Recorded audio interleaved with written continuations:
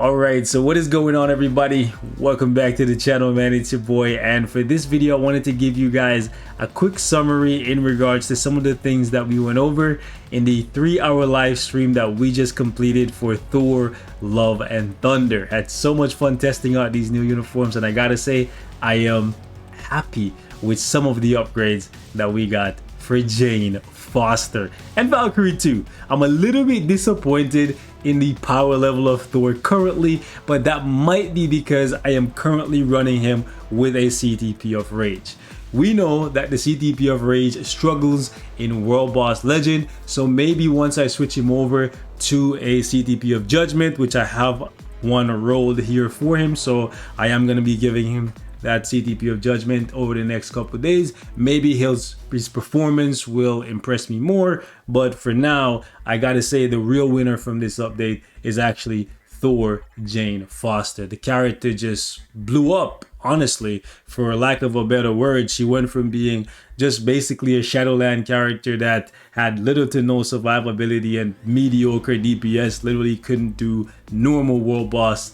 Now she's actually completely obliterating Null and Mephisto on relatively high stages. I used her on stage 34 with just a regular obelisk. She clapped up Mephisto, and then I used her on stage 29 against Null. She clapped him up as well. Those are the highest stages that I can currently go with her, because stage 30 requires that you use blast characters against Null. Stage 35 requires villains. So I believe in the 40s she might be able to participate, because I believe it's agility or something along those lines. Let me just double check here.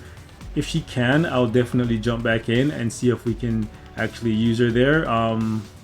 No, she cannot participate, unfortunately. Let's see. Yeah, we can't use her on stage 40 either. It's unfortunate that she doesn't have the tags to do it, because I think she has the ability to do it. So she has fast movement, which fast movement is actually different from agility, which absolutely makes no sense to me, right? I think fast movement should just be put under the agility category. That way we have more characters that can participate on the stages. But the point is, she's super proc friendly and she's very, very powerful. The rotation I'm using with her currently is actually 3 delay cancel, 5 insta cancel, and then proccing on the 4. It's something similar to what you would use with Kate Bishop, only you're delaying the 3. So this is what it looks like. You go 3, then 5, and then 4. And your cue to cancel the 3 is actually when you see the red X flicker. So I'm going to do it right here from the side. So 3, and then right there is when you want to cancel. As soon as you see the X flickers, that's when you want to cancel, because you want to get that tornado. If you cancel it right away, you'll notice you don't get that tornado. If I go again, let it go and cancel right there, notice there's a tornado, a lightning tornado from Mjolnir spinning in the air. So you want to wait for that, because that's going to give you some nice damage. So that's the rotation I'm currently using. And then for the tier 3 rotation, I usually go 4 insta cancel, 3 delay cancel, and then cancel the 5, and then proc on a tier 3. The tier 3 hits for an amazing amount of damage. A couple people pointed out on the stream that the way how she moves around reminds us of Falcon, and it really does, and the damage reminds you of that as well.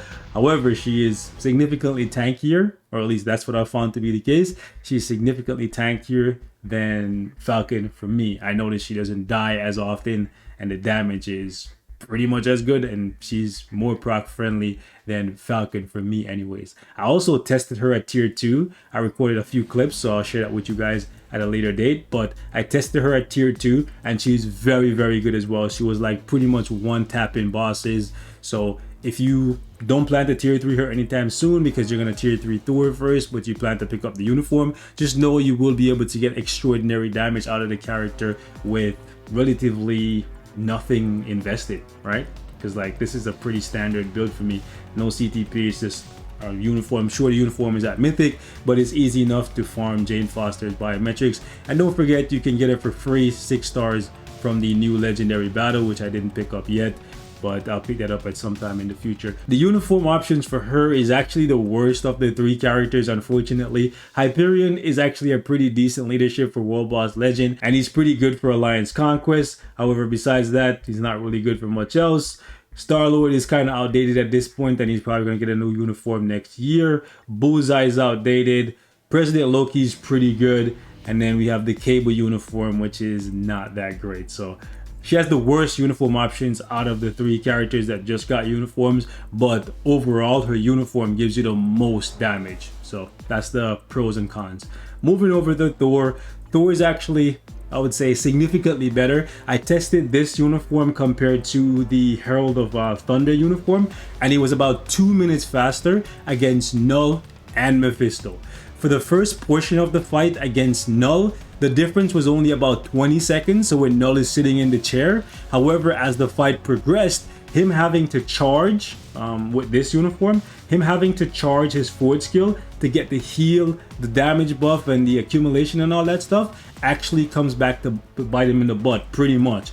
And this uniform wins out the longer the fight goes on. So I noticed about 2 minutes difference between the uniforms when I was running the full fight. When I was doing the first few minutes of the fight, it was only like a 20-second difference, which the first few minutes of the fights, although it's important, it's not the end result. The end result is you win or lose when the fight is over. And by the time we got to the end of the fight, this uniform was always coming out on top, survivability and damage wise. So if you plan to tier for Thor, or if Thor is your favorite character and you plan to give him a great build, even if you have this uniform, you definitely want to buy the new one. The new one is significantly better offensively and defensively. And in addition to that, you can actually get your tier 3 every other rotation. So that's part of the reason why you get more damage out of this uniform as opposed to this one. This one requires 3 rotations of you using all of your skills pretty much, and then you're going to need to somehow set up your forward skill,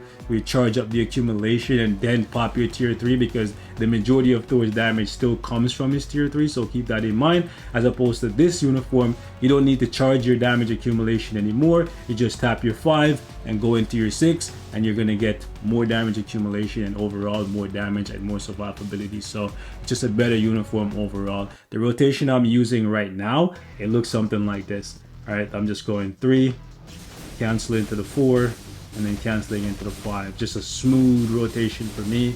You could probably get away with using him with a damage proc if you're really quick with the cancel.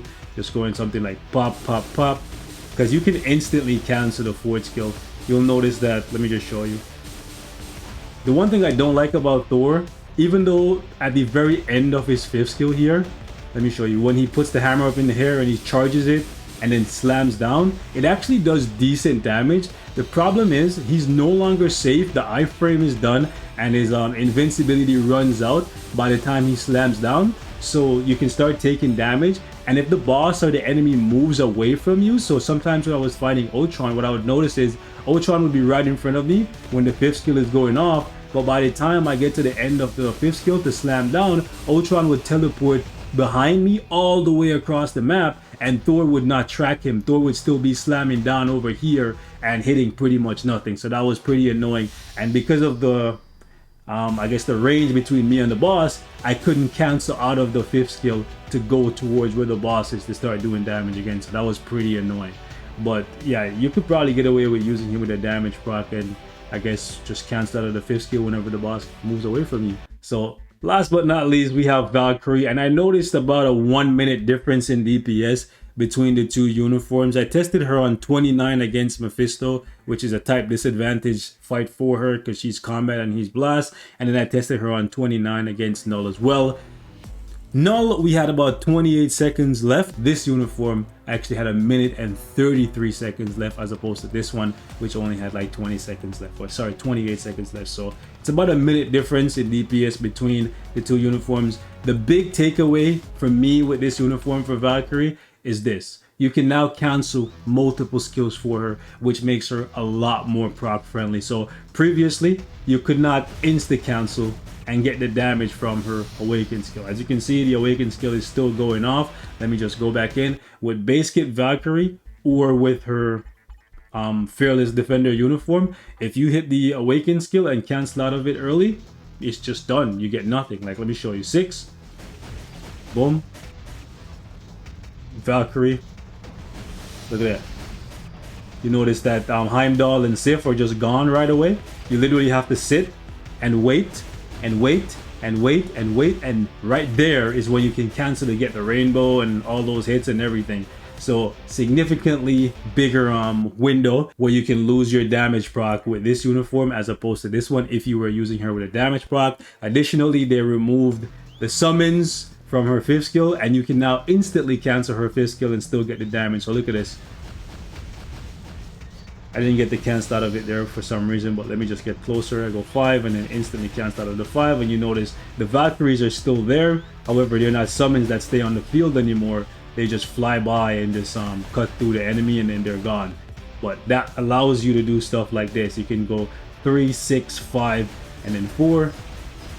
And you will have the 6 going off, the 5 going off, and then you can hit your proc on the 4, which opens the window or opens up the possibility of using her with a CTP of energy, a regular damage proc, a CTP of destruction once you reforge it to get like a strike proc on it or something. It just makes it so that there's more options to using the character as opposed to before. Your only option was a CTP of rage for damage or a CTP of insight for a support character. That's pretty much it. So yeah, definitely a significant upgrade for her since you can now cancel the skills. Plus on her 3rd skill now there's more accumulation and she gets a 2nd heal. So she now has a heal when you tap the 3rd skill, which bumps up her survivability significantly, and you still have the 15% heal that you get from her passive here every time you use a bleed skill. She has less bleed skills now, but you can still get that heal if you pop, I believe it's the 2.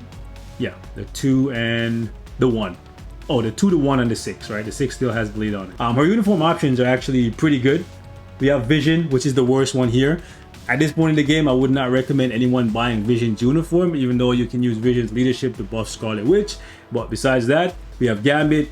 Gambit has fallen off, but he's still pretty good. I wouldn't recommend anyone buying him unless they really liked him, but it's a uniform that if you've been playing the game for a couple years, most people will have, because once upon a time Gambit was at the top of the game. Anyways, we have Ebony Maw, one of the best support characters in the game, plus he's a leadership as well. We have Ultron. Most people love Infinity Ultron, even though he's not the greatest character. And then we have Wave, which is an amazing leader and support. And let's not forget, with Namor coming for the Black Panther movie in, I believe it's November, she's gonna become even more valuable because her leadership gives Namor 60% more attack. Lastly, we have Thor. Thor's uniform options, I forgot to show you guys. Let me just show you. So we have Gamora. Again, Gamora has kind of gotten replaced because Green Goblin is so busted, but she's not the worst character in the game, so if you really like her, it's not a bad pickup.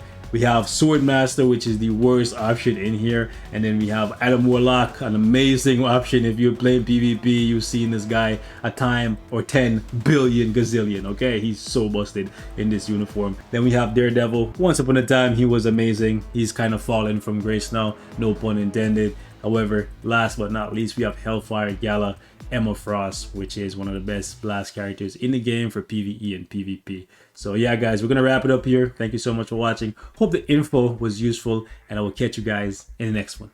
Peace.